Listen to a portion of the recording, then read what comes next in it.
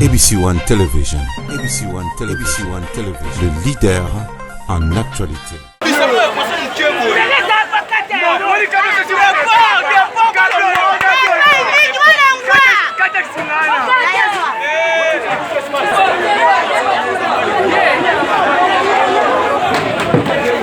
Bozomona siko moto elongo epa ba parents ekoti sikoyo ndeko pesa nini kaba kata mwiki moto kabla ko pesa moto awa kabla kwa pesa moto siko donc et deux parcelles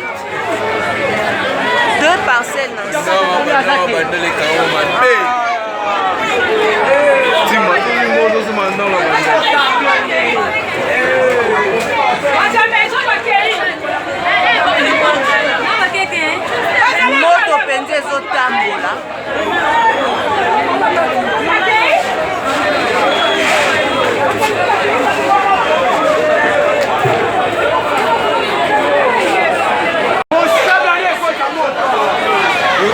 bakata kable wana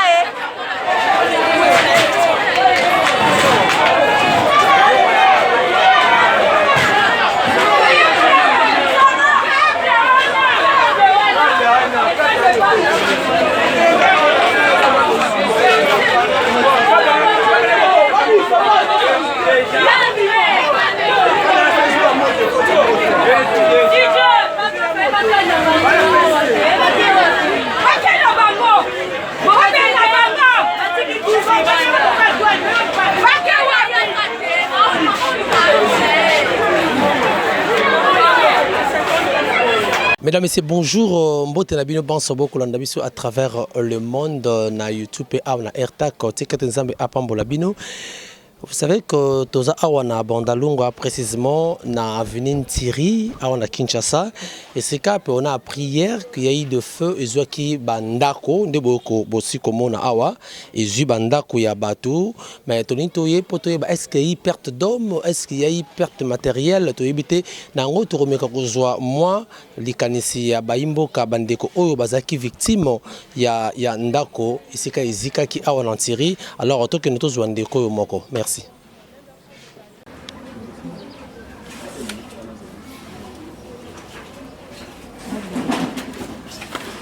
Bonjour. Bonjour. Au Fana Awa. Abandra Awa. Ah, tous awapi. Tout ça dans Thierry, na commune à Bandalongo. Dites-moi, le bleu c'est un peu, je crois que tu as Lingala. Qu'est-ce qui s'est passé au juste? Ils va air nini et ça qui nini. Donc bon, ngaza qui na se, na qui na ndako, na zote kablo, na ngande na mesa côté ka. Mbala moko donc il faut émotionné. Donc moi on va expliquer ti.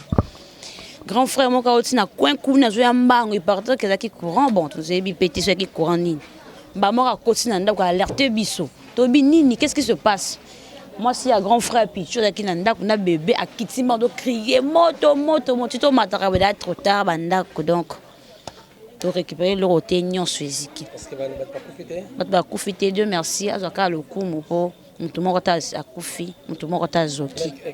qui s'est passé pour maîtriser mon toit? Il y avait deux garçons, bah côté na terrassé, bah toki ba mai, ba bomba moto, ba garçon kaka ya quartier, na nda en tout cas, nzamba pambola bango na musalo ba sali ba bikisi millions ba bato ebele. Alors un petit message pour vous lancer la autorité en Boka tout ça. En tout cas, zoé batema, bato bazana mitema mawa, bazana bolingo wana ba mikompe ko sunga biso. Et ça, biso bien, zamba au mona bango pambola bango. Sans plus. OK. Fanda na Syrie, eze pa bokilo na ngai onde résidence na biso to fanda kao. Eza Syrie numéro combien?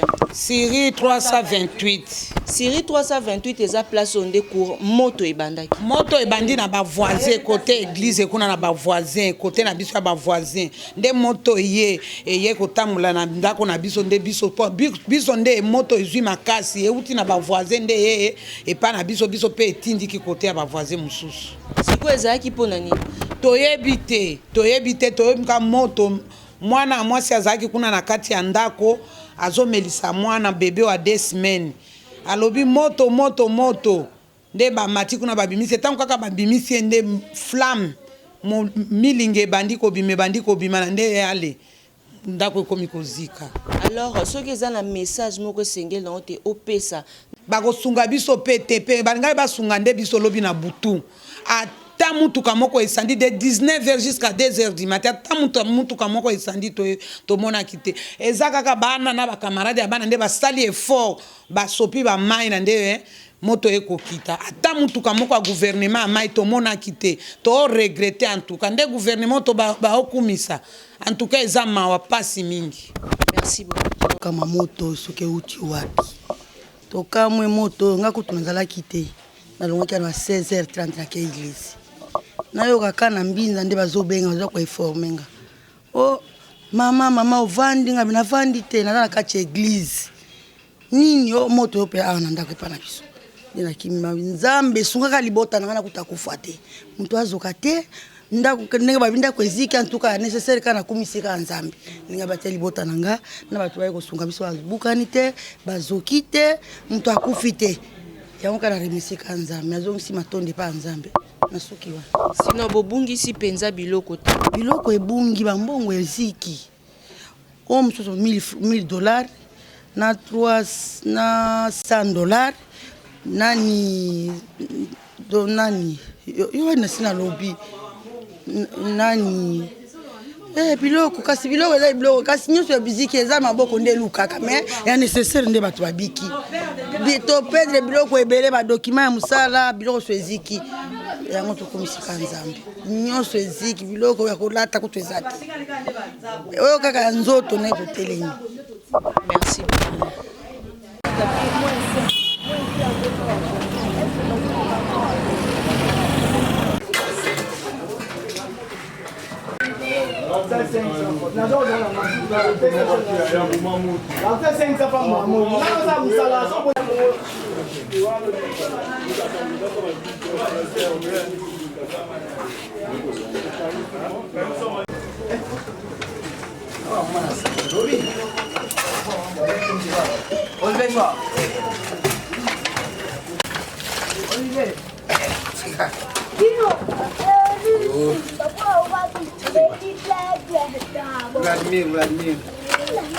Alors qui me sert à mon pays parce que moi tant bien que c'est une malade de la chambre. Olivier ça va bloquer nous pas ngi ça beaucoup de temps. Voilà, merci. Tozo continuer. Je crois que tu as assez pour que Tozo moi intervention. Il y a bande koto exactement d'où est venu ces feux. Est-ce que outil pas voisin ils allaient qui allumettes, ils allaient qui courant, ils allaient qui nini détruire alors Tozo ndeko yo c'est un témoin oculaire awa na antiri. Bonjour coordonnateur à Kinshasa.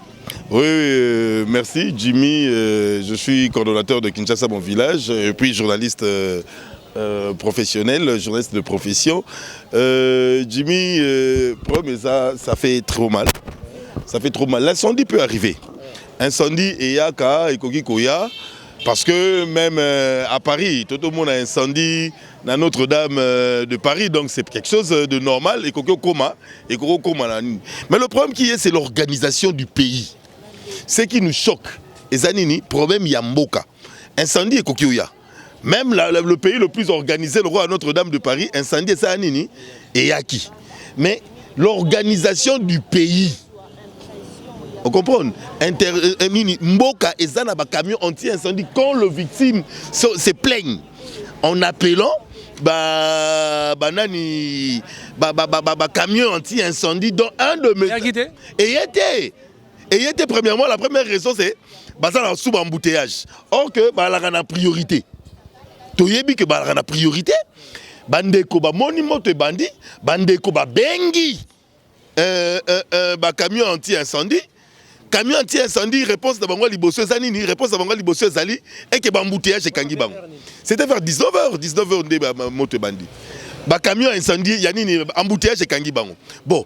Déjà, biso to zalakawa, to kanga magana bambouteillage, tant que to mona ka ba camion wana ba na priorité, ba fungo la kanzela pona bango. Donc argumentaire wana ezali ya ko boire la maille. Tant qu'il y a eu insistance, ya bandeko ba insister. Comment un pays organisé, un état de droit comme on cesse de dire, ba koki ko zongi sa réponse de ma victime que ba la maille. Vous comprenez combien le pays Et ça, et là, comment changer? Donc, ça veut dire on est dans un pays de bananiers, tous on continue il y a comment de responsable? Moi, je vais poser cette question à l'actuel gouverneur Gentilin Bakagobila. Comment va service naïe? Parce que ça va service, il y a ville. Ils ont sa réponse na ba victime que bazana maïté. Entre-temps, tozana mboko ezana mai koleka biso ezate toana ba rivière, tozana ba fleuve, tozana ba lac et tout consort et mai ebimaka na ba lupangu nyonso. Donc, ils n'ont même pas le temps ya kozwa organisation de savoir que incendie koki koya. Ce qui est évident, camion incendie, anti-incendie et koki jamais kokoma avant motepe là. Mais au moins koki kokoma à l'heure. Et résoudre la situation. Prenez un exemple banal. Le gouverneur de la ville de Kinshasa partant, André Kimbuta Yango, vient de distribuer ba Jeep. Na ba beaucoup mestre nyon sur 24 communes. Ba pesi mi balé dans 24 communes. Ba kaboli ba Jeep, ça fait 48. Mais le gouverneur en question a été dans l'incapacité. Yako kabola ba camion anti-incendie dans chaque commune. Ceux qui ba Jeep ba kaboli ba beaucoup mestre wana. Qui ne font absolument rien. Et on connaît. Talaka balabala oyo. Et là, balabala ils ont prolongé maison communale à Bandal. Balabala oyo place de Ziki. Balabala oyo ils ont prolongé maison communale. Terra Setonda. Mais le bourgmestre à Jonaye va acquérir 2 jeeps. Pour batambola lango, batalaka batula bango et tout. Entre-temps, si le pays était organisé, le gouverneur hier de Kibuta, il pouvait doter dans chaque commune camion moko ya anti-incendie. Ce qui doit doter chaque commune a un camion moko ya anti-incendie. Je crois que depuis qu'il y a incendie, solution de Gozala. Alors, coordonnateur Dédé Amouli, je n'ai pas problème outil pas la bisomoko, bah habitant pour la benda courant et tout comme ça. Là, on doit aussi condamner nos frères et sœurs. Parce qu'il y a des installations occultes. Mouduna Mouta comme électricien, Mouduna Mouta comme Robenda Courant, courant Koya et pas à Moutouboye, on a l'électricien, on n'a pas 10. Ils ne se rendent pas compte, il y a charge, il y a bateau pour distribuer courant. Ça, côté on a payé, biso, consommateur ou biso, habitant, biso, tout ça, peut à Mbeba. Parce que si ceux qui balèquent à ou en Syrie, tu verras 10 ou 20 connexions de part et d'autre. Et au PC Yangambu, Moutangambu, Alekisi a venu à Simatia, Alekisi. Bodo tala Singao, Bokaboli courant on a été. Courant 5 chantiers. Courant ya nini? On n'a pas. Tozana courant ya malonga na mboka na bisoté. C'est ce qui amène la population, ya kokabola courant et tout comme ça. Ça c'est déjà, ils appellent fléau makasi. Oyo, Snell a la responsabilité, ya kopé ça, habitant ou consommateur ou client naïe. Courant convenablement parce que fout à facture. La population dans le monde où il y a kabola courant pour tous la victime à l'incendie. Mais en fin de compte, on martèle sur l'irresponsabilité à l'État. C'est l'irresponsabilité. Tu vois le président de la République actuelle, Félix Antoine Tshisekedi, doté conseiller Naïb Prado, il y a Sika, dont Moko peut coûter dans le $100,000. Mais est-ce qu'il ne sait pas que la population a besoin d'un camion anti-incendie? Ce n'était pas prioritaire pour Nabakou.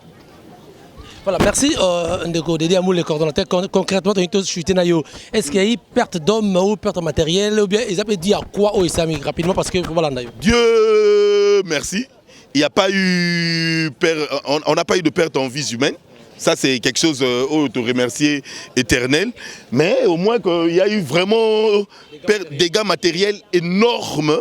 Oyo batu belé bazangi bilamba mbongo et tout consort. Certes, l'essentiel est qu'ils sont en vie, ils sont en bonne du forme, maboko zali, makolo zali, mais l'État doit prendre mesure au sérieux. Le chef de l'État, je lui dis en face, il nous a amené, il nous parle d'un état de droit, mais quand on donne priorité en achetant de Prado pour le conseiller, mais dans des communes à travers le pays, il n'y a pas de camion anti-incendie, on commence petit à petit à comprendre à qui on a affaire.